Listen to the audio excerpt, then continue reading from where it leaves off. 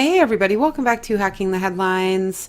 I have a really important show for everyone today because it deals with one of the biggest lies that has ever been perpetrated on humanity, and that is the threat of nuclear energy and nuclear weapons. These things are not what we have been told they are.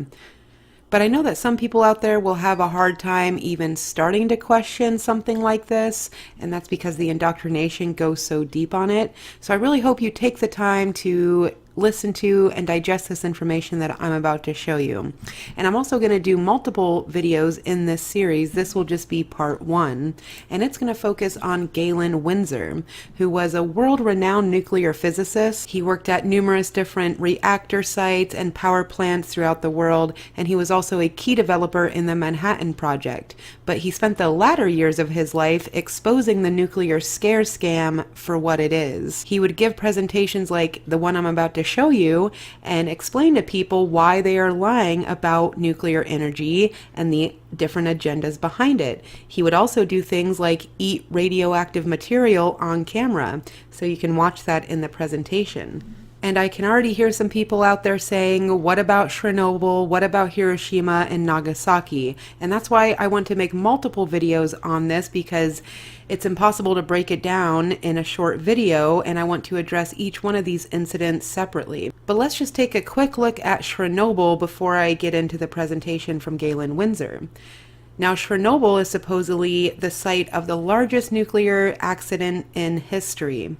Yet only 30 years later, it is a thriving ecosystem. It has plenty of animal life, plant life, and even some humans still live there, and they've never left. Now, according to the mainstream nuclear physicists, this is impossible. This should be a toxic wasteland for at least 10,000 years. Yet there's more animal life there now than there was before the incident. And there's plenty of documentation to back this up. But here's some pictures taken from Chernobyl recently. You can see the wild dogs, wild horses, plenty of plant life, fruit, vegetables.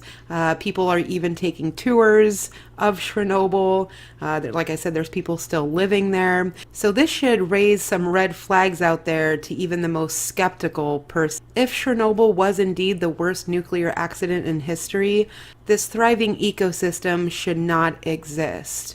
But after watching Galen Winsor's presentation, you might have a better understanding of why Chernobyl is a thriving ecosystem and why things like nuclear weapons are constantly shoved in our faces as a way to scare us, keep us under control, and keep the power out of our hands, quite literally in this instance.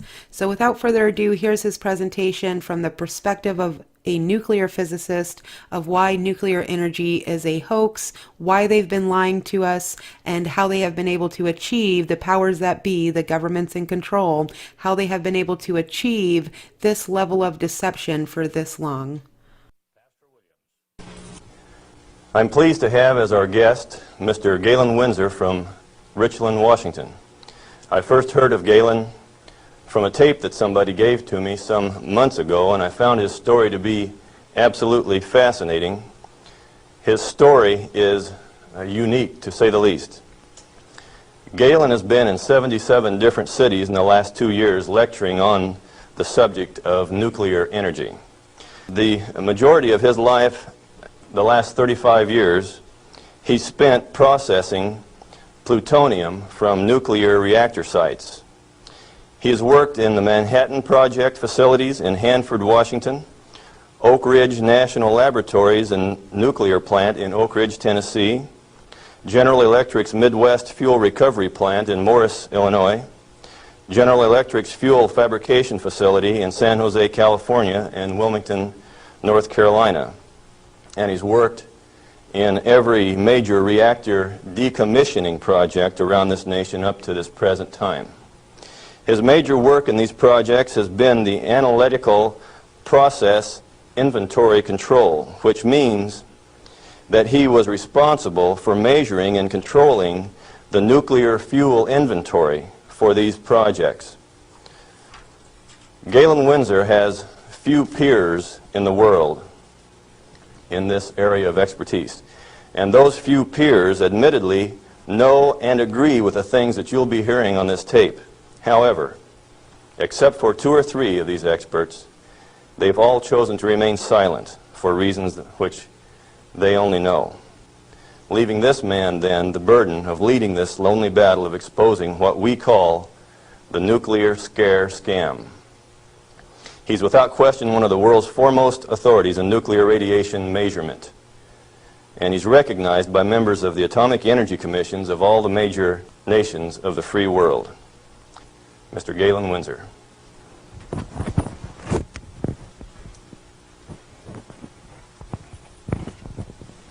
God bless you. Thank you, Ben.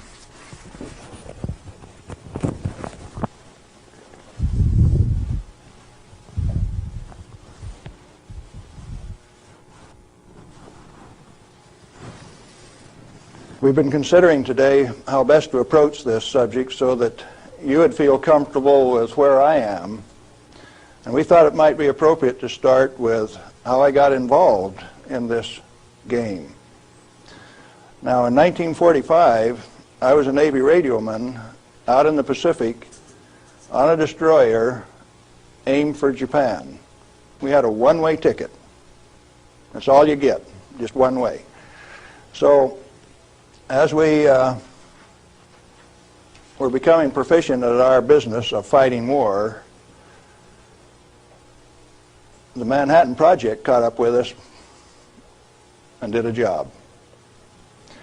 Now, the weapon that was dropped on Hiroshima, Japan in August 6, 1945 was a U-235, fully enriched U-235 weapon, where the material was separated and purified in Oak Ridge, Tennessee. The one that was dropped August 9th on Nagasaki was a plutonium weapon made at Hanford. But to those of us out in the Pacific, it was quite interesting. It had a ticket on it that says, "You get to go home." I was impressed. Now, I was stuck out on Guam after the hostilities quit and was running a radio broadcast that communicated with 4,500 ships west of Pearl Harbor. Quite a few to listen to every dot and dash that I made. So I was used to having people listen to me. They couldn't see me, but they could sure hear me. I had all of the good messages that were to come to them. Fleet movements to Red Cross messages. They came along one day and says, "We'd like to have radiomen to go down to Eniwetok for the atomic bomb tests." Not me. No way. I want to go home. So they went through and they took every third radioman to go to Eniwetok. I didn't go. They let me come home. But I wanted to go home. I had a driving need within me that says, hey, that big firecracker, I want to know how it works. I want to know everything about how it works. So, back to the ranch in Nevada where I grew up and stacked hay all summer, gained back the 40 pounds that I'd lost out there in the islands. Into Brigham Young University the fall of '46 in chemistry classes. Dr. Joseph Nichols could make an old farm kid like me love chemistry. I hadn't had any chemistry in high school, but the way Joe Nichols taught it, I wanted to know. So chemistry it was. And some neat guys like Carl Eyring taught me physics. And along in '47, I ran across a cute blonde from Richland, Washington. Now this girl had been telephone operator for General Leslie Groves and Dr. Enrico Fermi on the Manhattan Project. She got to put through the calls to Franklin Delano Roosevelt for these guys. So she talked personally to FDR. And she told me some of the stories like you've never heard. She says, oh, in those canyons, great things are done. This cowboy from Nevada couldn't even imagine what she was talking about. Well, in 1947, after we were married, I ran until she caught me. But I wasn't going to get married anyway. I wanted to get my education. I had to get on with this thing. And so we went to Richland, Washington for the first time in September of 1947. I saw that those buildings she was talking about were there. 1,000 feet long, 11 stories high, 5 of them below ground. Tremendous things. And people all over. Camp Hanford in those days was a whole army camp just there to secure that place, to provide security. Thousands of soldiers. You move around out in the desert and up out of a foxhole would pop a soldier with a gun in his hand. There wasn't any horsing around. It was all business. Back to school. In 1950, I applied for a job up there before I had graduated, and they were in such bad need of chemists, I had a job before I had my degree. And so the last year of my chemistry, mostly English, I did on a bus, riding 25 miles to work in the morning and 25 miles back at night. And I did advanced grammar and business writing and all of those things on that bus. But in September 1950, I got into this thing called plutonium processing when we did it barehanded, without instruments, without coveralls. We had some of the most peculiar acid burns in some of the shirts. And I found one of those the other day. It's got acid burns all up the front of it. Plutonium on it, too. Amazing. That was normal operation in those days. We ran those facilities, and we ran them so well that by 1965, we had separated enough plutonium when it only existed in the parent uranium matrix to a half of a single weight percent, 0.005 weight fraction of plutonium maximum in that fuel. And we processed enough tons of uranium to recover enough plutonium by 1965 to meet the weapons needs of this country 10 times over for the foreseeable future. Now we're talking about a massive amount of work. Hands-on, do it type thing. And there was a couple thousand of us, and we were just happy as could be, just working like mad, making those plants run 24 hours a day, 7 days a week, in a community that ran on shift work, ABCD shift. The whole community that way. A wartime community, people dedicated to doing a job, and we were doing it, and we did it well. No pretense. Oh, yes, there were. Out in the reactor began to sneak in people who wanted a radiation monitor behind every reactor operator. Why? We know how to make these things run. When we got a metal fuel element stuck and it fell down on the trampoline back of the reactor, we'd go in with our feet and kick it off into the pool, smoking, burning. If you didn't have an instrument, you didn't know it was too hot, so you just went in and kicked it. Finally, along came a rule maker that says, "Thou shalt not do that. You'll get burned." Oh? I didn't get burned when I did it last week. But you exceeded the limit. Well, where did this limit come from? Turns out that in 1934, the International Commission on Radiation Protection fabricated a limit for X-rays. It was no longer permissible to be burned by them, erythema, reddening of the skin. You now had to keep a limit called 0.2 of an hour per day. How much is that? Well, you've got to have one of these Beckman instruments to read it, and you have to keep time of exposure. You know, there are 4 requirements on this thing: the size of the source, therefore the strength of the source, the distance from the source, the time of exposure, and the intervening shielding to keep from getting burned. Oh, fine. We've been doing this thing for years now, and we've never been burned. Why have we got these rules? And they says, yours is not to ask questions. Yours is to do and die. Don't you ask questions. If you do, you might disappear. Those who broke the rules didn't appear the next day. Military rule? Oh, yes. Absolute. What was your appeal? And people you were working with one day, when they weren't there the next day, you didn't go inquire why. You were just grateful you still had your work to do, and you kept right on doing it. Now, this is in the United States of America. Well, in 1960, we found out that the materials that we were working with, the thing that we called high-level waste, that if you waited 3 years, these million-gallon tanks that high-level waste went into boiled off 15,000 gallons of water a day.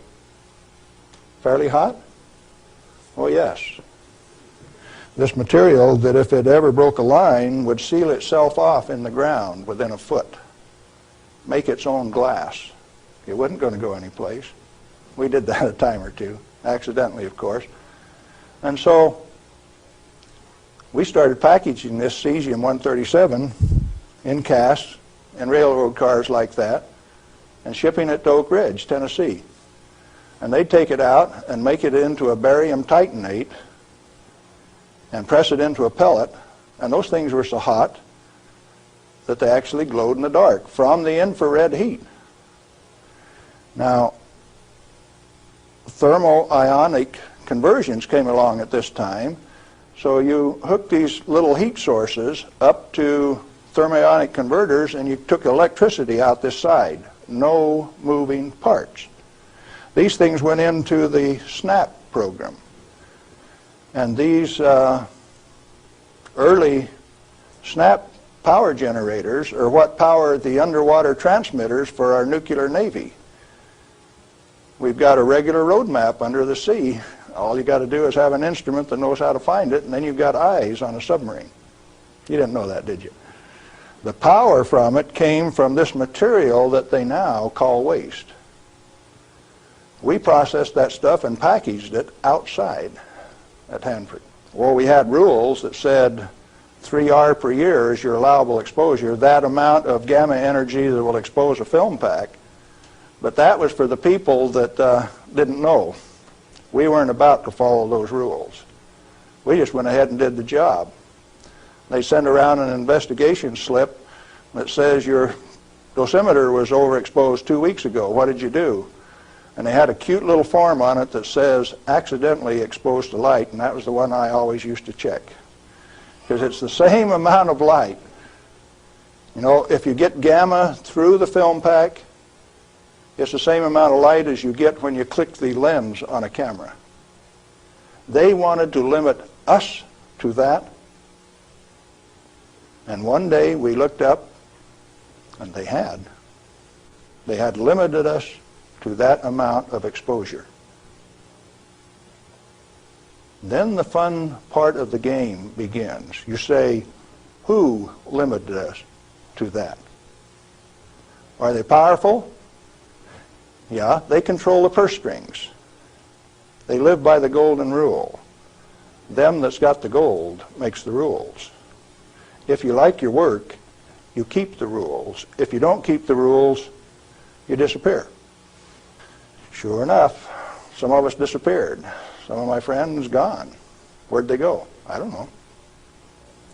Well, 2 years ago, I started traveling for American Opinion Speakers Bureau, and one of the documents that they had was Major Jordan's diary. A story of shipping the technology and the material that was developed at Hanford in 1944 directly to Russia on U.S. Air Force planes out through Great Falls, Montana, Fairbanks, Alaska, under the auspices of one Harry Hopkins, and with the at least tacit approval of Franklin Delano Roosevelt. Now what are you going to do?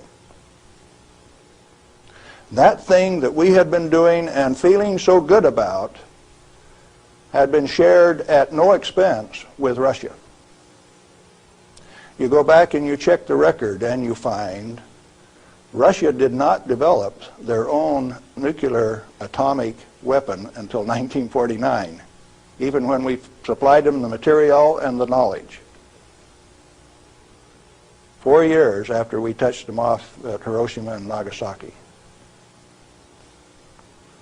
We weren't happy with that. We were just happy doing our job. Well, in 1965, General Electric was ready to leave Hanford. I'd worked for General Electric for that 15 years, and they took me out to California, San Jose, and we had in mind to design and build this nuclear fuel reprocessing plant at Morris, Illinois. They told me they were going to build it at San Luis Obispo. That's how they got me away from Hanford. But that was just to get me away from Hanford. I got to design the sampling analytical system for this plant. The sample cell was the hydraulic heart of this place. I got to dictate where they put the columns, how high the columns were in relation to my sample cell. One man standing in front of a lead glass window could sample any liquid stream in that whole plant. It took crews of men at Hanford to do the same thing. I wasn't happy with that, so I built an efficient system. I got to design that. I got to build it. Conceptual design, detailed design, build it, operationally test it. And in 1973, they says, forget it, friends, you don't get to run it. We had 170 tons, metric tons of spent fuel stored in the basin. And the then President of the United States, do you remember who it was? Jerry Ford. Says, friends, no way, you don't get to run it. That's when I started to kick over the traces. Up to that point of time, I thoroughly enjoyed my work. I had no limitations, practical limitations. I had all the money to spend. I was in charge of the design effort. I built it the way that I wanted to because it was technically correct. All I had to do was check with engineers and make sure that it was right. And all of a sudden I was told, you must reduce your limits of exposure by a factor of 10. I says, I won't do it. First thing you know, you got the word that says, oh, yes, you will. I says, no way. Well, that's when the rebel, Galen Windsor, started to show up. And when I found out that by management conference I couldn't get to these guys, I figured out another way. Now, in this plant is a beautiful pool. It's got a place to store spent fuel bundles till it won't stop. 660,000 gallons of water, demineralized, just as clear and pretty as it can be. Heated to 100 degrees Fahrenheit when the outside temperatures are a minus 20, wind chill factors down to a minus 60, and I found out that I could swim in that rascal. You turn off the lights at night and it had a light blue Cherenkov effect. And this kid from Nevada that never could pass up a warm swimming hole used to go swimming in that pool. There wasn't anybody that had the nerve to swim with me, but since I was manager of safety and analytical services at this plant, it was mine to use. Oh boy. I found out that I could do that. I showed some financial types one time that I could stir that pool with my bare hand and check out through the same radiation monitors they did without triggering it. GE didn't like it. I got a letter from him that says, thou shalt not tell financial types that you can swim in the pool, that you can stir it with your hand, because if they find that out, they will steal the inventory. They will know that the inventory can be stolen. Oh, is that a valuable inventory? The same material that's labeled high-level waste by our current government, our current Congress. Now, plutonium is an interesting chemical element. It is created in a nuclear reactor. The Manhattan Project built 8 of these reactors at Hanford.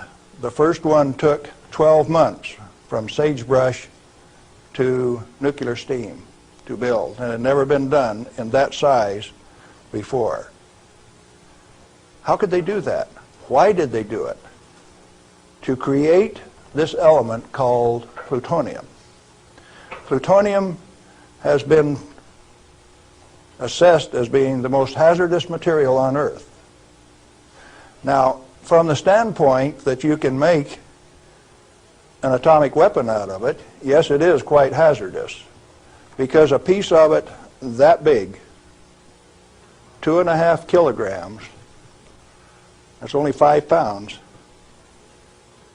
is the force that delivered 20,000 tons of TNT equivalent over Nagasaki. Indeed, it is hazardous. The one over Hiroshima that had fully enriched U-235 in it was 5 times as big. So plutonium is more dangerous than U-235, is it not? By a factor of 5. It takes 5 times as much U-235 as it does plutonium. Therefore, it is the most hazardous thing. Enter the great pretenders. They said that 5 grams of plutonium, properly distributed over the face of the Earth, would kill everybody on Earth. Now, if you can only get one 20 kiloton weapon to go on 2,500 grams, how's 5 grams going to kill everybody on Earth? Early on, I had a fear that said, if there is this much fissile material, that can undergo a chain reaction, we called it in the beginning, then if you set a match to it, all the fissile material in the world is just going to keep right on going. Totally unfounded fear. It turns out that when you're in this business of recovering plutonium, like we recovered so much of it at Hanford, we found out that if you have it in a solution where it's less than 5% plutonium, it won't go critical any way that you kick it. And when you get it to 100% plutonium, you better be careful. Because if you put it in more than a 5-inch diameter cylinder, you're playing with fire. You can undergo what is known as an uncontrolled criticality, accidental criticality. The air turns blue. If the cylinder is sealed, it will explode from steam pressure. And that steam pressure builds up in a millisecond, which is about that long. No, you don't horse with it. And then you find out that those 8-foot thick shielding walls on those canyons were put there because they didn't know how much was a critical mass. They says, if we make a mistake, we don't want to die, so we will provide the shielding. And so this shielding thing started for no other reason than they didn't know what was a critical mass. Well, through the years, we got pretty good at telling what a critical mass was. And I have worked in a plant where I had half a critical mass in this hand, barehanded, dressed in street clothes, half in this hand, wearing a lab coat, and I'd put this half in a pocket on this side and this half in a pocket on this side and walk down the hall. If those two ever got together, there would be a blue flash. They never got together because I was in between them. And we do that every day. And each half had to meet definite dimension characteristics. And so we'd take them down and pass them one half at a time, and they'd measure it and say, yeah, that one will pass. And then we'd pass them the other half, and that one will pass too. But they were carefully put in separate bird cages so they couldn't get together accidentally. Well, those of us who worked with it enjoyed it. We knew what we were doing. We worked at it. When the President of the United States decided not to operate that fuel reprocessing plant, I started scrambling to find out what was going on. Many things had been done in the name of health and safety. Don't get burned. You got to have a safety record. You have to be safer than anybody else. We were already safer than anybody in the whole world. Well, you can't afford to get burned with this. You've got to enforce the limits. You've got to keep it. And I says, hey, that's not what the ball game is at all. I'll bet you the ball game is something else. And in 1982, when the Congress passed the Nuclear Waste Policy Act of 1982, a guy by the name of Mo Udall, I don't know whether you people in Arizona have ever heard of him or not, authored that bill. It's called the High-Level Waste Disposal Act of 1982. The material he called waste is the reusable uranium fuel that I had been working on for 32 years. Needless to say, Mo Udall and I do not agree on whether that material is waste or not. The name of the game then is, who owns the plutonium and how much is it worth? The government says bury it 3,000 feet deep in basalt, and we'll hold a contest among the states to see who gets to bury it. Oh? Why do you want to bury it? Did you ask the owners? Who is the owner of the plutonium? May I submit that it's most likely the nuclear power ratepayer. He is paid for the mining, the fabrication of the parent uranium, power generation, and is being charged in advance for its burial. If you're paying for it, to whom does it belong? How much is it worth? In inflated dollars, a ton of reusable uranium fuel contains useful metal isotopes worth upwards of $10 million a ton. Mo Udall says it's high-level waste. The value of reusable uranium fuel scheduled for permanent disposal probably exceeds the national debt. Naturally occurring plutonium quantities, and you know plutonium does occur naturally. Plutonium-244 is found at the residual activities of the several, 8 at least, Oklo phenomenon reactors across the world. First one found at Gabon, Africa. Naturally occurring plutonium quantities have been enhanced by transmutation of uranium. That's the reason we built reactors in the first place. Our ability to detect and measure emissions from these elements is useful in inventory control. When fissile elements, fissile isotopes, are present at less than 5 weight percent, plutonium-239 equivalent, and the heavy metal oxide matrix is stored dry in air, it has no critical mass.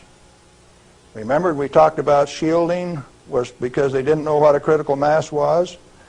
If it is light water reactor fuel at less than 5% equivalent fissile content, you can handle it, you can do anything you want with it, you can stack it up, you can have a room full, you can have a handful.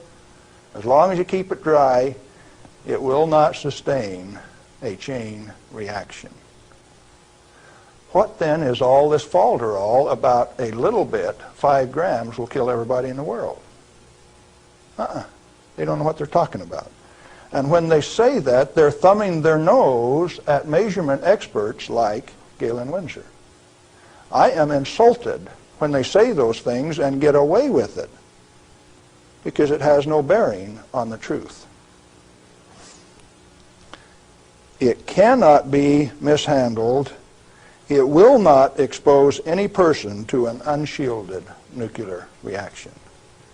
In other words, no controls are necessary except to prevent the pilferage of the inventory. Have you got that one? Let it register. Do you need governmental rules and regulations and instructions? No way. Then why do we have all of those rules? Inventory control practices capitalized on the fear of undereducated masses who work in the industry. I didn't say anything about ordinary people now. I'm talking about the people who have worked in the industry and those who cast stones from without. The Ralph Naders, the Jane Fondas.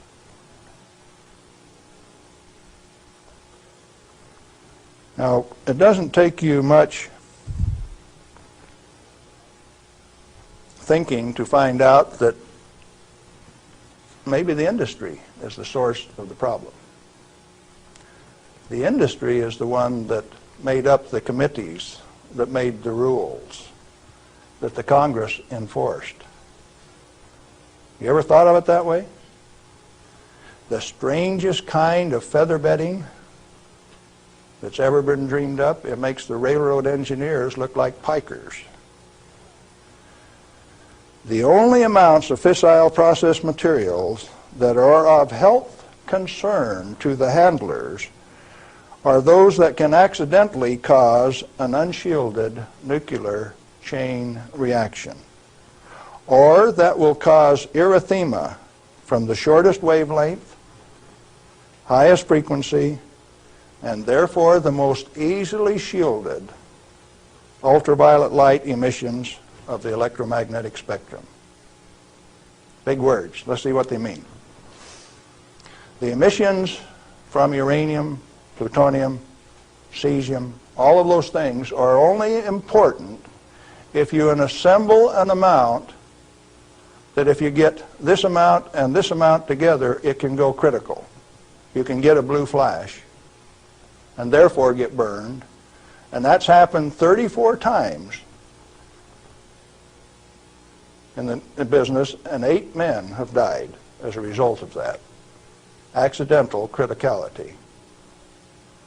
Documented in Los Alamos document 3611, if you want to check the source. Or if you've got enough of it together that it's giving off ultraviolet light of this particular wavelength and frequency without any intervening shielding, enough to burn you, sunburn you, erythema, reddening of the skin. If it's less than that, if the effect is less than that, then what is the problem? Excessive government regulation. That's what's the problem. Tritium. Heavy water. Deuterium is hydrogen 2. Tritium is hydrogen 3. If you let an inventory get away from you, what's going to happen to it out in the biosphere? Nothing other than it will become diluted and join the naturally occurring inventory of tritium, because tritium is created in the upper atmosphere by sunlight. We have a natural inventory of tritium. Then the only thing that happens when you release tritium, which is the trigger mechanism for bombs, it's the source of the push that makes it go, is that you lost a valuable inventory. Then what of these people that are pretending that a little bit of tritium is going to do you in? It is not so. What are those 2 points? Only if it is an economically recoverable concentration, or if it has a natural reconcentration mechanism. You know, there isn't any one of the radioisotopes out there that has a meaningful level of reconcentration in any of the species, not even the oysters in the bays in Maryland, below Calvert Cliffs. Why then are we still playing this game that any amount of this material is of hazard? Reusable uranium fuel, which has been isotopically enhanced in power-producing reactors, is a valuable national resource, not a high-level waste. The utility operators recognize the future worth of this commodity. Mo Udall, in that Nuclear Waste Policy Act of 1982, imposed a tribute of $1 per kilowatt hour, $1 per megawatt hour on all electricity produced in a nuclear plant so that they can research and develop methods to throw it away.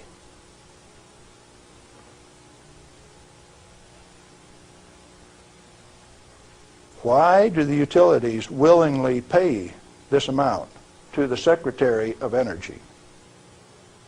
To limit their liability exposure. Who pays that amount anyway? The consumer of nuclear-generated power. You have no choice, and therefore I call it a tribute. At the same time, they have provided their own storage basins at these reactors at ratepayers' expense to retain ownership control of the plutonium resource.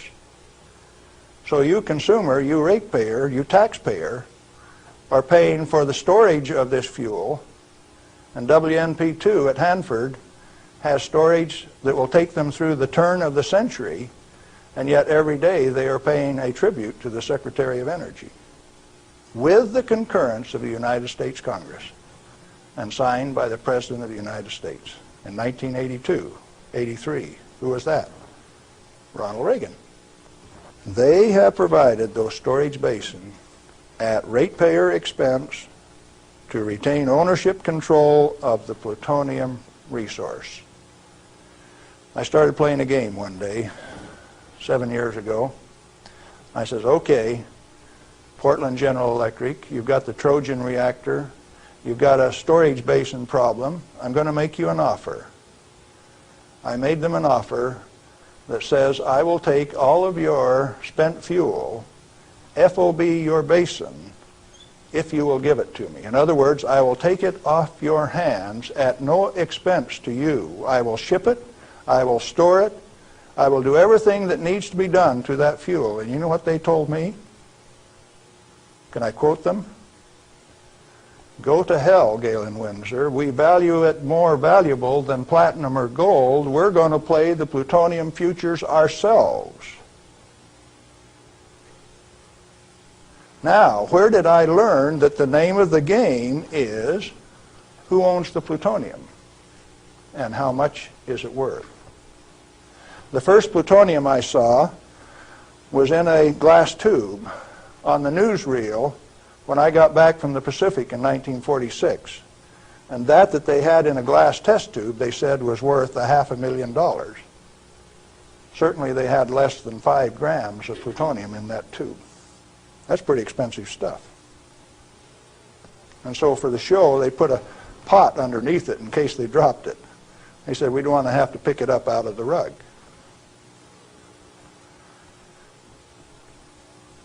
When it was decided for us not to operate this plant, plutonium was guaranteed on buyback by the federal government at $43 a gram. That's quite a price drop, don't you think? When that price guarantee went away in October of 1971, the price of plutonium became $10 a gram. It steadily went down to where its present worth on the market is a minus $2 a gram per year. That's what it costs you to hold on to a plutonium inventory on a material that has been declared worthless by the utility owners and rubber stamped by the Congress of the United States, and they're spending billions of dollars digging holes in ordinary rock so that they can throw it away, dispose of it. Okay, what are you going to do with it? Reusable uranium fuel may be properly stored in air-cooled, dry storage in a cost-effective manner.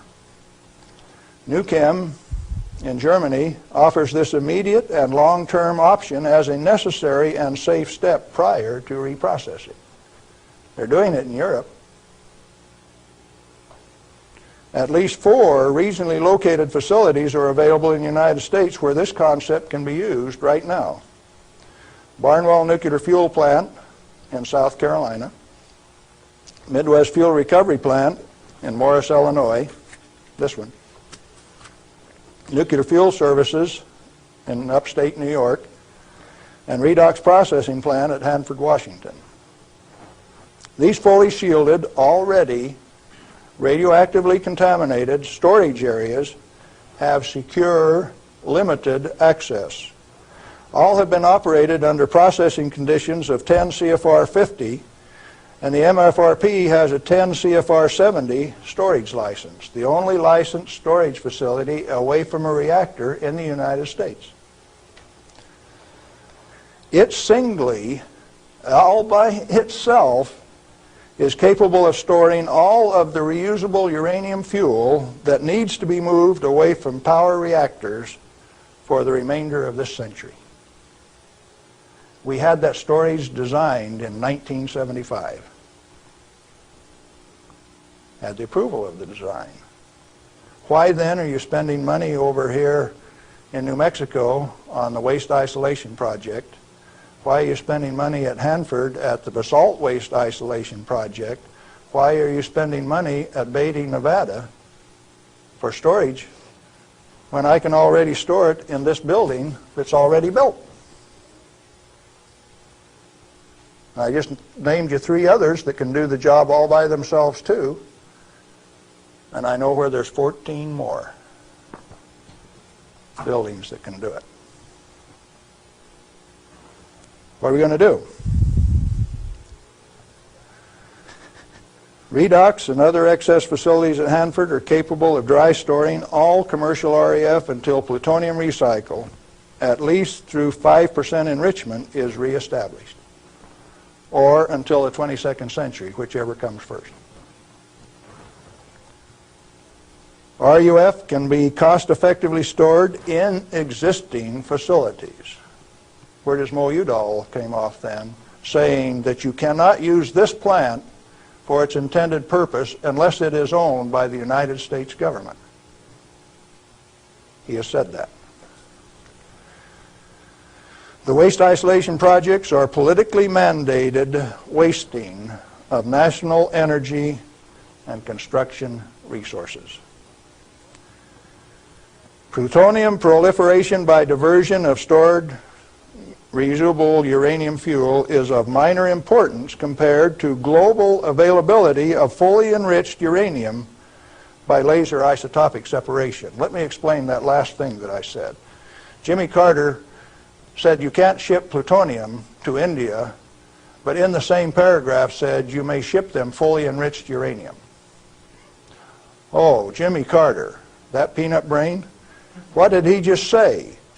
He says that when the Israelis took out the reactor in Iraq, they had fully enriched uranium from France. And he says those rascals, those Iraqis, are going to take that fully enriched uranium, put it in that reactor, irradiate it to plutonium, and therefore have to recover the plutonium in a plant like this, and we stop them when the fully enriched uranium makes a better weapon than the plutonium in the first place. Now, when the President of the United States says things like that, and when the press gives it credibility, I get insulted. And right after I get insulted, I get angry. And I've been angry for quite a while now. And finally, one day, I said, my own personal security is not important. I think I'll go tell this tale.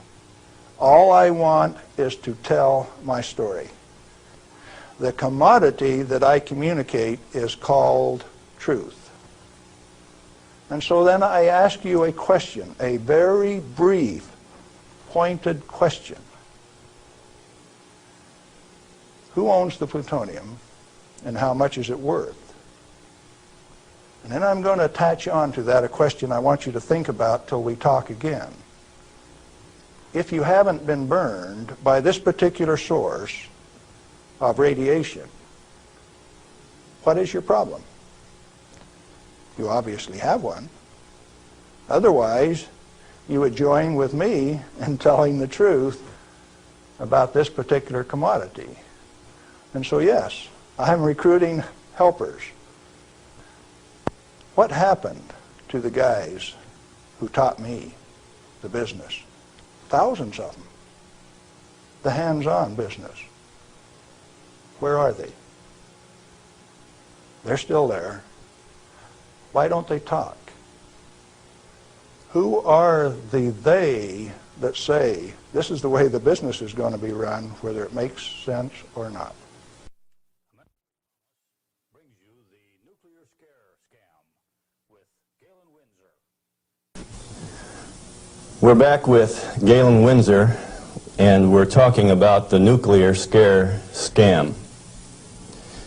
Galen, it seems to me that from what I've heard you say that the scaring of the people is better than a lock and key to keep this stuff out of the hands of those who might be interested in investigating and keeping this valuable material hidden for just an elite few. This is probably the way that it works best. And so then the secret was to keep from letting other people know that it could be handled, because first of all, we weren't accepted by the community, and the materials that we were working with, they feared. But there were certain few people that realized its real worth, its potential to be used in ways other than to support our national defense. Let me ask you a question, Galen. Are you worried about do you have reason to be worried about your personal safety? Because the kind of people that you're describing here are powerful people. I wonder, you're still around, I wonder how much longer we can expect you to be in this game. Well, on the 13th of December last year, the NRC, Nuclear Regulatory Commission, Region 5, turned out a federal SWAT team to get me on a federal warrant issued by Bob Thomas out of Walnut Creek, California.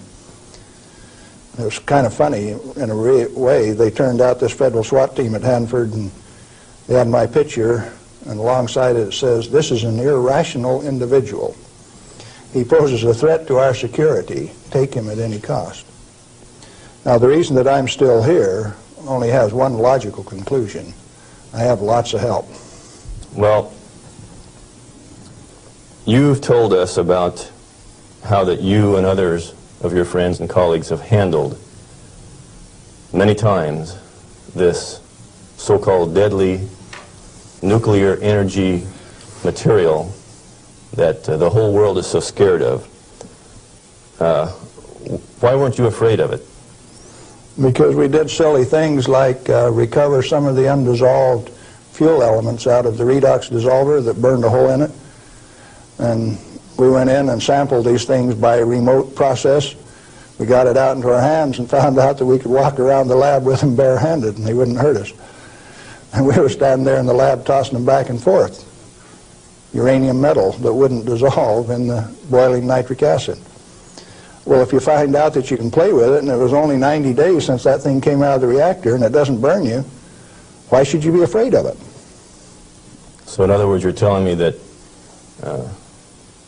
you learned to not be afraid of it because of practical use and application and hands-on experience. Hands-on. We might even been playing games. Okay, you say that you swam in this water that was straight from spent fuel used to cool that fuel, and Yes. you swam in it.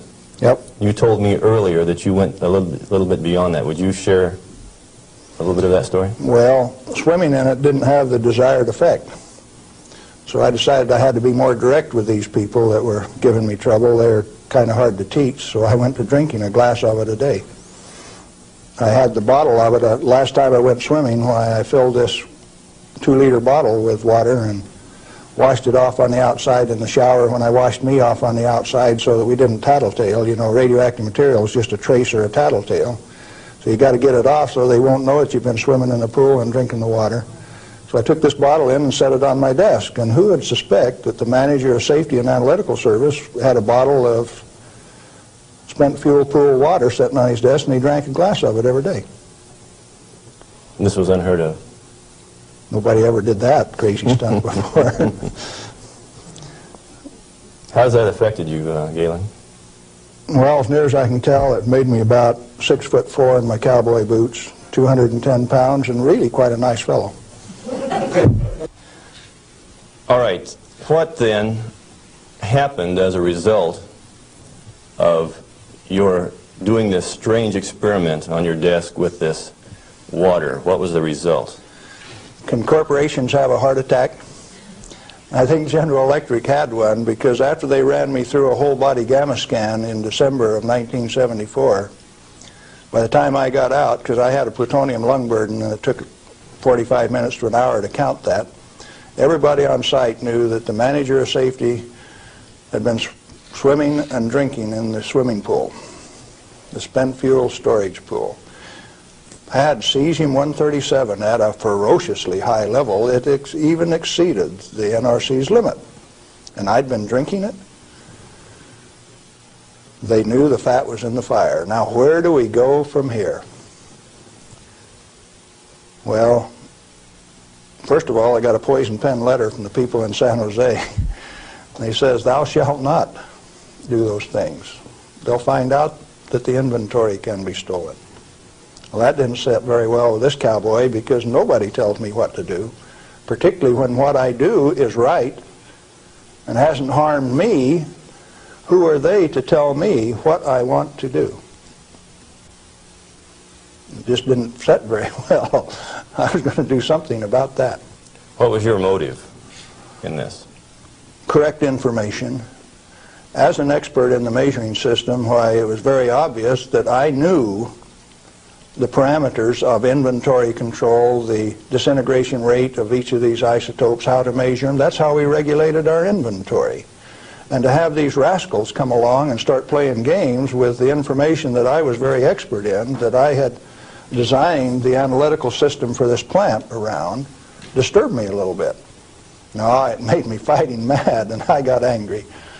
And I have to admit, in retrospect, that for the next 5, 6 years, I was more than angry. I was hard to live with. Just ask my wife. Well, in your estimation, then, how dangerous is a nuclear reactor plant?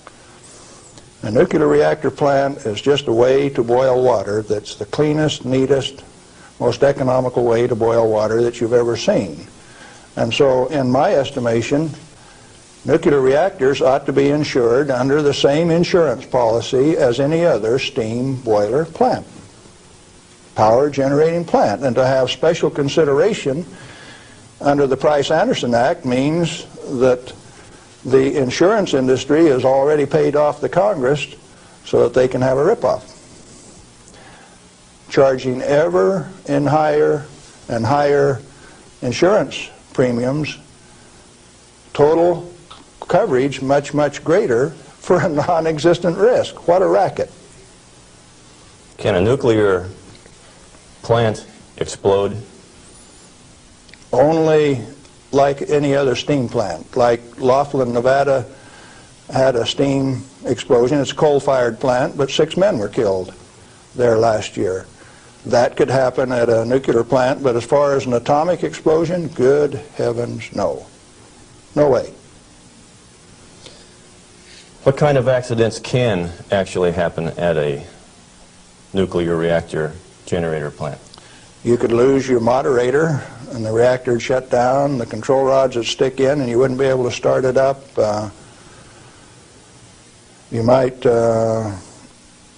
do several things that would invalidate some of the safety controls. For instance, an emergency core cooling system. The only reason they put ECCS on a reactor is to destroy it. When you start these big babies up, because they're so big, you only warm them up 50 degrees an hour. And they say, we got an emergency, throw the emergency core cooling system on like they did at 3 Mile Island 2, and you're going to thermally shock that big machine and ruin it so it can never be used again. Let's talk about 3 Mile Island. What really happened there? We've heard all kinds of stories about meltdown, and they made movies on it that this meltdown could melt right through the earth, clear through to China, and we've seen a lot of scare stories. What really happened at 3 Mile Island? Do you know what really happened there? Yes, I do. I followed that one very closely. In fact, I know the guys personally who wrote the script for China Syndrome and also wrote the script for the 3 Mile Island fiasco. Dale Breidenbaugh, Dick Hubbard, and Greg Miner, who used to work with me at General Electric, are the MBH associates that wrote that China Syndrome script. And not only that, remember that was the time China Syndrome came out, Jane Fonda starring.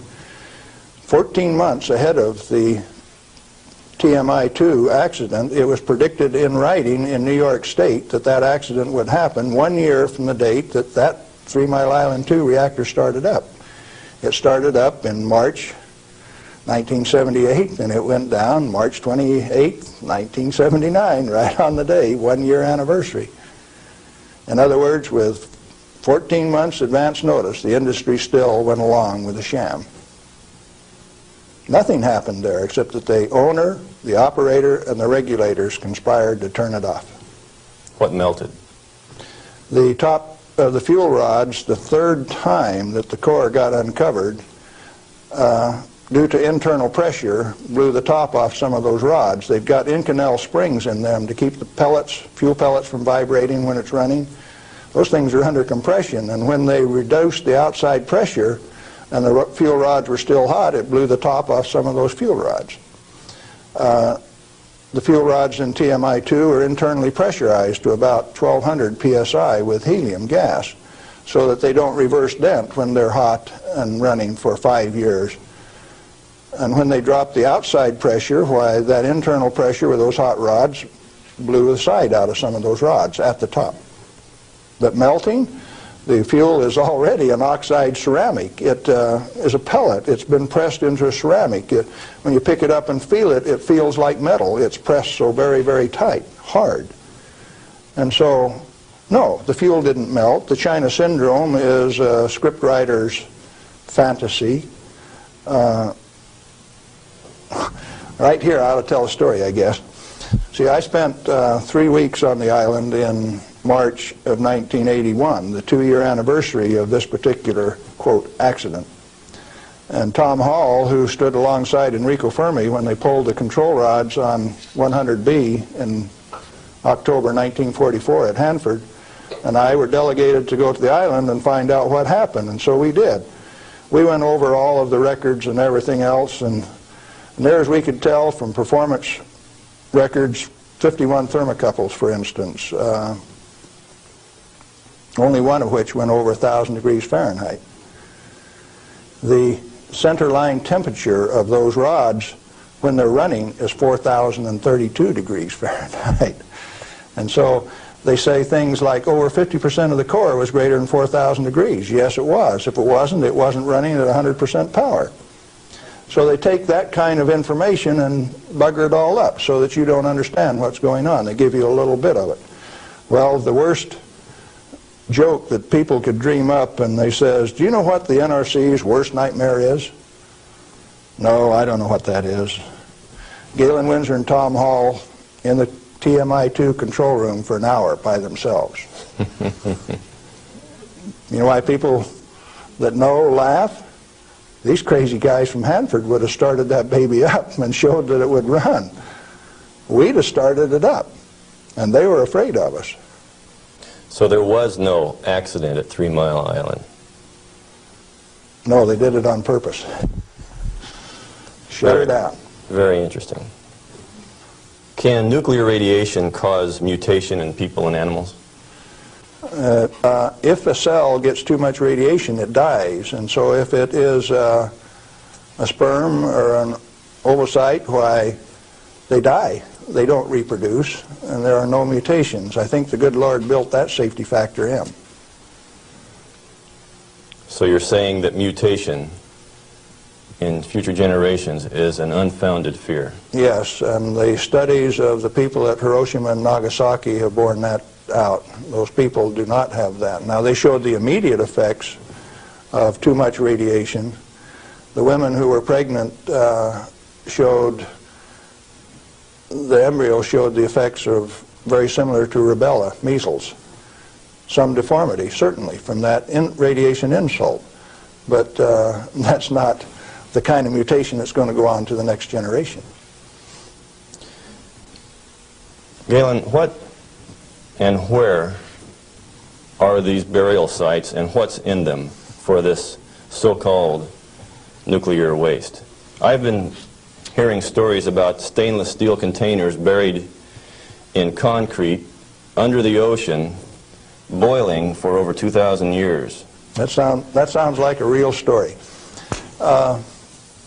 Let me start out by saying there are no nuclear waste, only materials created in a reactor to be recovered and used beneficially. Now, high-level waste is radioactive and self-heating, and so fuel, reusable uranium fuel, fits that definition. But if you disregard its intrinsic worth, why then, yeah, it would fit the definition of high-level waste. But let's say there isn't any high-level waste, only material to be recovered and used beneficially. Then what's the low-level waste fiasco? That's an excuse for a federally mandated, non-inspectable disposal system so that organized crime can get rid of any evidence that they want and it can never be dug up again. They're afraid to look in there. Not afraid. They don't want you to. They've got rules on the transport so that if you have an accident with a low-level radioactive waste shipment, why, you call out all of the state police and you make sure that nobody looks at it, that nobody gets exposed, that there's no spreading of the contaminated material. And it's also that you don't find out whose body's in that drum.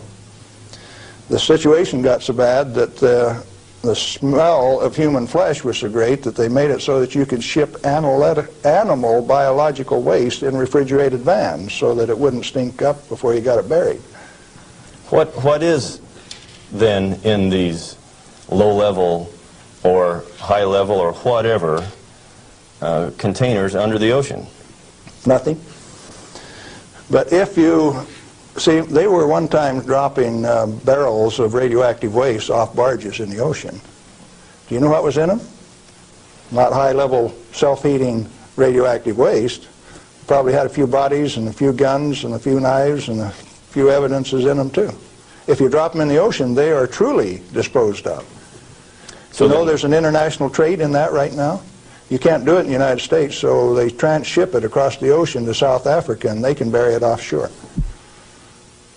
So what is in those drums? Well, that's what you're telling me then, that I needn't worry about boiling drums under the ocean for 2,000 years. No, no way. Thank you. I'm glad to know that. Well, one more question, Galen. What do you feel like a good portion of these men in Congress know this already? I know they do. I went there 4 years ago and sat down with the Senate legal staff and told them my hour-and-a-half-long sad story, and Sam Bollinger, one of the lawyers, stood up and he says, "Galen, if I understand you right, why, you want us to have President Reagan snap his finger and make this thing come up straight." And I says, "Hey, Sam, terrific. Go ahead and do it." He didn't take that challenge. He says, "No, I'll tell you what, Galen. Industry likes it the way that it is." I said, "Sam, you really know how to hurt a guy." And he says, "Well, if we change it, what are we going to do for an encore?" Yeah, they're fully aware that this thing goes on as far up as the President of the United States. It's the way that industry wants it. The industry is its own problem then. So the question is then, what is the industry? What is the real story here? Is this an industry of nuclear energy? The industry has been ripping it off for years and years. In 1975, we knew that large nuclear reactors were dead, that large is not the way to go. The way to go is small, mass-produced nuclear reactors sitting right in the middle of town, one every 10 blocks, producing power. We haven't built a reactor right yet. It's time that we do it. Why haven't we? Because of a federal energy cartel. These guys control the amount of electricity, the availability, and the price. And they say, you do not have a choice. I have a choice. I'm going to take one of those decommissioned nuclear subs up in Puget Sound, refuel it, and generate my own electricity. Save the government $5 million because that's what they want to throw them away. I will use it for my own power probe. Quinn Millian up in Omak, Washington, and I are moving on that, and if one of these days I hook one of them up to Pier 91 in Seattle, don't be surprised. Well, good luck.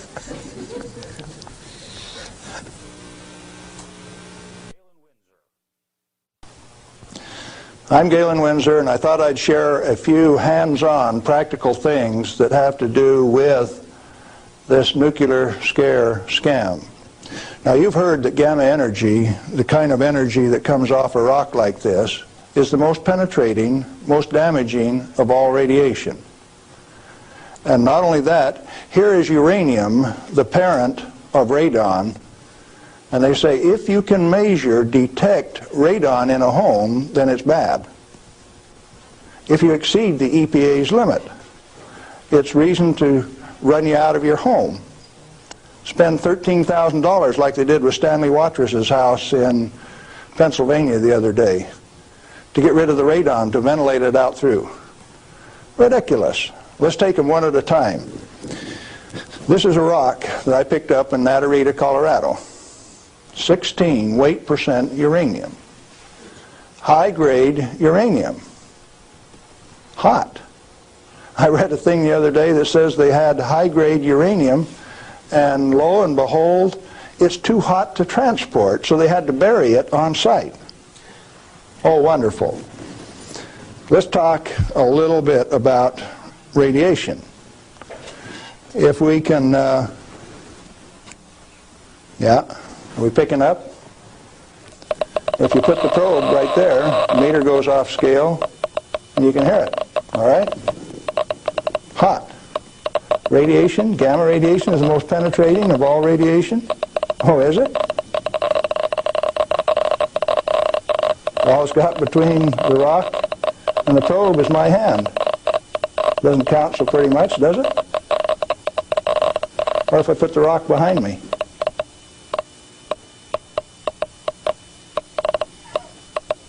You don't suppose they've been lying to you, do you? I suspect they have. Well, let's do a little bit more. I got a black bottle. This stuff comes in white bottle. A bottle of NoDoz. You can send children down to the drugstore to buy NoDoz. All they need is money. In this are 60 white caffeine pellets.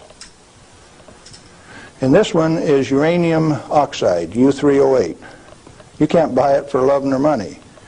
The state of Washington sent 2 of their Gestapo agents over to my home to confiscate my uranium samples on the 17th of December last year.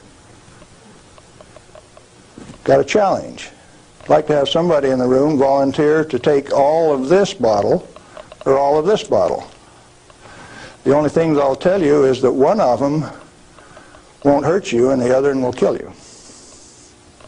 Do you want the white stuff or the black stuff?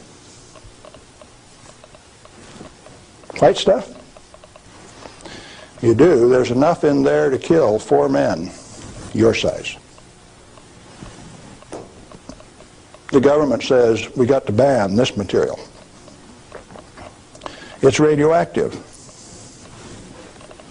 Let's check it in the bottom of the bottle. Not very radioactive. Let's take the cap off. Oh goodness, very radioactive. This instrument will only count gamma, energy. It's just energy.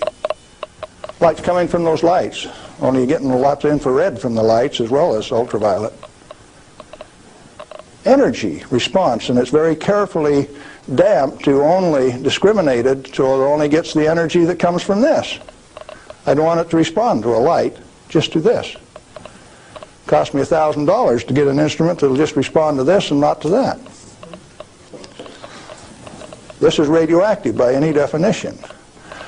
Radioactive material giving off radiation that is read by an instrument like this. The daughter of this, radon, cannot be read on this instrument because it gives off alpha particles. An alpha particle is a dye-positive particle that comes from the nucleus. It has 2 protons and 2 neutrons, therefore an atomic weight of 4, and it's minus 2 electrons. And if you grab it with a high ionization potential counter, it'll count. But if it travels 2 inches in air or through a piece of paper, it picks up 2 electrons, 2 beta particles, if you will, and becomes helium gas, and it won't count on an ionization chamber. Did you know that this thing right here is giving off helium gas? Alpha comes from uranium. Okay, radioactive material. You pour it out in the hand, and that's radioactive contamination. Is it radioactive? Yeah, it is. Very radioactive. Now, decontamination is nothing but scooping it back up and putting it into the bottle. I just now decontaminated my hand. No, I didn't do such a good job. Not good at all. Is it still radioactive? Yeah, that's called residual radioactivity. Now, under the decontamination rules of the government, when you decontaminate somebody like this that's that contaminated, and this is certainly a reportable incident under current DOE regulations, when you decontaminate him, it has to go down a controlled drain so that you don't disperse radioactivity. Do I qualify as a controlled drain?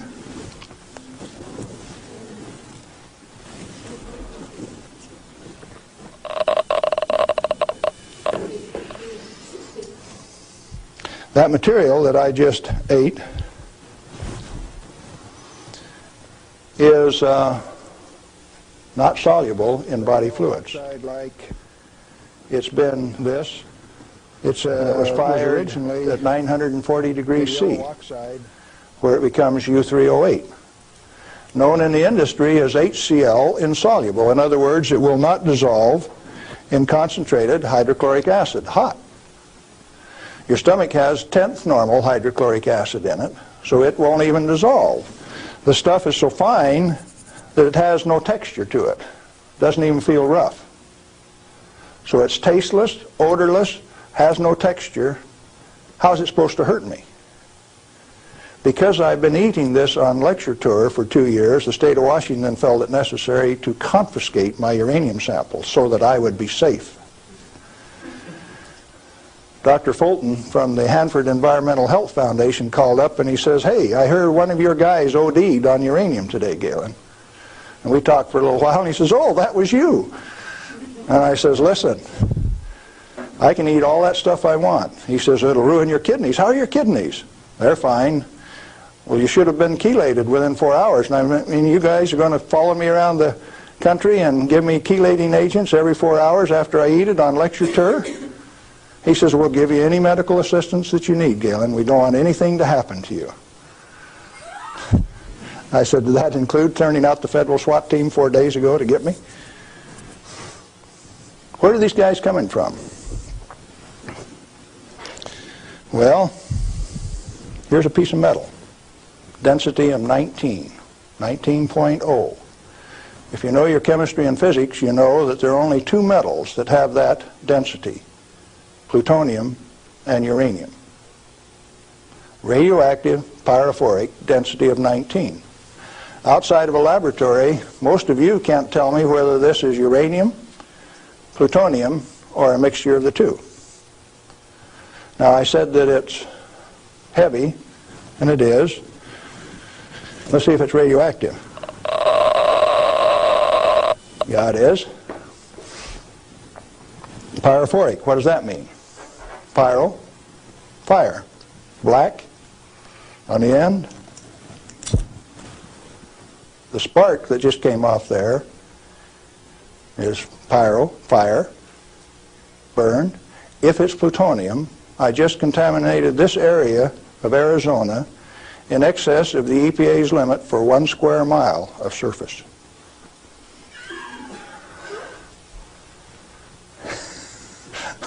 Somebody laughed. It's serious. The end of progress altogether says that I just contaminated you in excess of the limit for 1 square mile. It's now silver on the end. Tomorrow it'll be black because it self-oxidizes, this black color like this, all by itself. Plutonium does that and uranium does that. Is it hazardous? Yeah, it is, because they take depleted uranium metal and make it into 50 caliber bullets, fire them from shoulder-held weapons. In 1976, they obsoleted tank warfare with these things because it only takes one dog face with one weapon to knock out a 65-ton tank. It'll go through 3 inches of armor plate, and when it comes out the other side, it's that white hot spark that we just made. And the 5 men in that tank are dead because it'll burn all of the oxygen out of the air and burn their flesh. 1976, they obsoleted tank warfare, and you never even knew that. They make 10,000 of those bullets every day in the United States. We got enough in arsenal to sink all of Russia's tanks, and our boys in the Defense Department don't even talk about it. Yeah, it's hazardous to your health. Reminds me, lead is hazardous to your health too, isn't it? Particularly if it's in a 45 slug like this and it hits you right here going about 2,600 feet per second. It's not the material, it's the impact from the velocity. Let's be very specific in the words that we use. This particular chunk of lead came out of a human body. My son, who's a deputy sheriff, thought maybe I could use it on tour. That's called dying of lead poisoning. Anything less is a figment of the imagination because it's not soluble in body fluid either.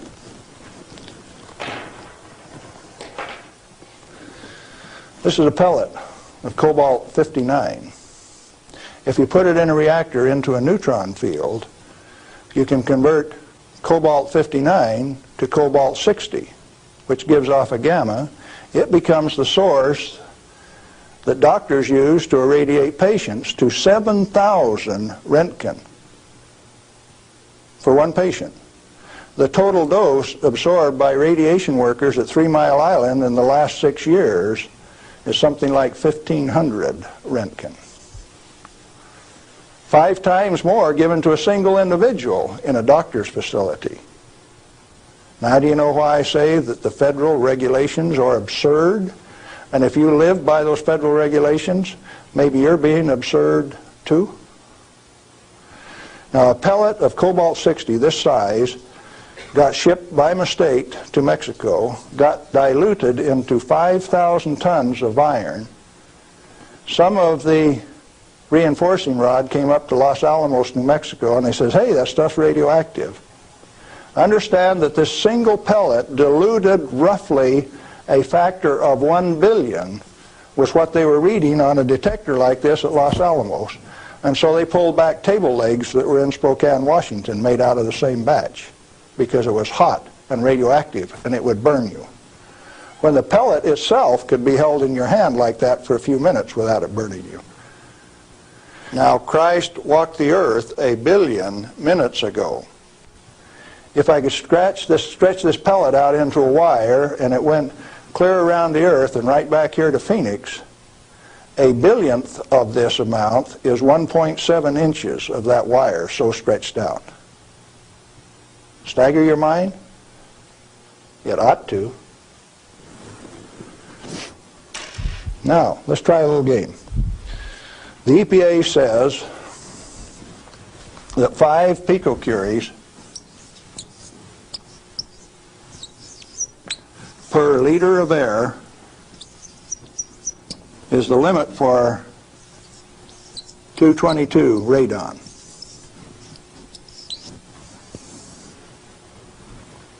And they handle that like it's a real number.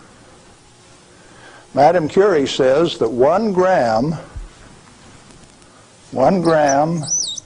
of radium equals 1 curie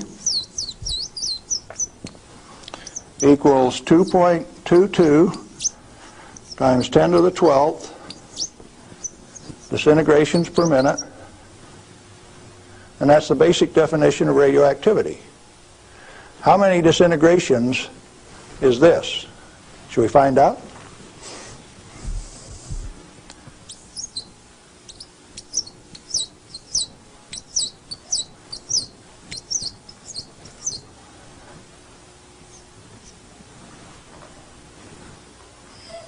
And the EPA, in its wisdom, says that 11 disintegrations per minute from 1 liter of air, you have exceeded the limit.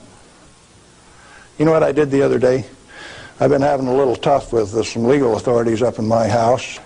So I took one of these bottles of uranium like this, and I dissolved it in an Erlenmeyer flask with nitric acid. And I got a crack in the basement floor, and I squirted that whole bottle into that crack on the basement floor in acid solution, so that it'll drive that counter off third scale any place along a 10-foot section of that crack that I put. When they bring the radon measurement in there, you know what the radon's going to do? It's going to go off scale in their measurement. It won't go that high. If Watrous' house with 17 times this limit in it was caused to spend $13,000 and give it national TV coverage, press coverage, think what Galen Windsor's house is like. I went to the trouble to notify my congressman about it, Mike Lawrence, the manager of the Department of Energy in the Pacific Northwest, my state representative, Ray Isaacson, and a few other astute people, including the banker and the lawyers and the appeal court. What are they going to do with that? I set them up on that last Thursday, and I come down to Phoenix, so I escaped the falderall. What I'm saying to you is that the federal regulations are absurd. The congressman that put them into place ought to be fired. They ought to be sent home. The regulators, what do you do with them? Quit paying them. The taxpayer, the electorate, elects those people to go out and do a job. Why do you continue to pay them when they're teaching you baloney? When they're putting in regulations that don't make any sense? Cut it out. Quit paying them, fire them, send them home. The term I grew up with says can them. Is it easy? Apparently not. You haven't got the job done. The majority of the Congress is irresponsible, amoral, atheistic, irresponsible. Let's see, how many more adjectives can I drum up? But that many. Let me tell you. We as the people sent a bunch of rascals out to the energy store with a signed blank check. And we say, hey fellows, if you run out of money, just go build us a good power plant. If you run out of money, come back and we'll give you another signed blank check and guarantee the payment out of the ratepayer's pocket. Tennessee Valley Authority has the most nuclear reactors of any outfit in the place. Not one of them has produced any power since last August. Browns Ferry 1, 2, and 3 in Mississippi hasn't produced any power since last March. And they don't plan on producing any power at Browns Ferry until mid-year in '86. At $1 million a day in lost power revenue per plant and held off in the name of health and safety? Now tell me we didn't send rascals out to the energy marketplace with a signed blank check. They're still getting paid. Those reactors are all fully fueled, fully staffed, and just sitting there. Who's getting taken? The ratepayer. You're still paying more and more for your electricity all of the time. Now, Bonneville Power Administration says that 57% availability is okay for a nuclear reactor. Maine Yankee is often run at 103% availability, which means it's running over nameplate rating. Enough days out of the year that its average availability is 100%. Bonneville Power Administration of the Department of Energy says that 57% availability is okay. That means that you can let those things set down 43% of the year, and that's judged as an acceptable performance on the part of the government. There's an obvious answer. Get the government out of the energy regulating business. Turn those plants over to people who will run them efficiently 100% of the time. When we put in zero-release containment, we started playing games. About the time that we proved that a nuclear reactor has no measurable impact upon the environment, that's when they bottled them up, put catalytic recombiners on them. Some of the reactors in Texas were designed not to breathe for 8 years at great expense. Why? When you bottle up a reactor like TMI-2 does, then you get radiolytic hydrogen, and indeed they had a radiolytic hydrogen burn at TMI-2. And they moan and they groan about that, and all they had to do was open up the windows and let the breezes blow through. You don't need containment on them. I'm going up to Colorado this weekend to meet with the Uranium Producers Association.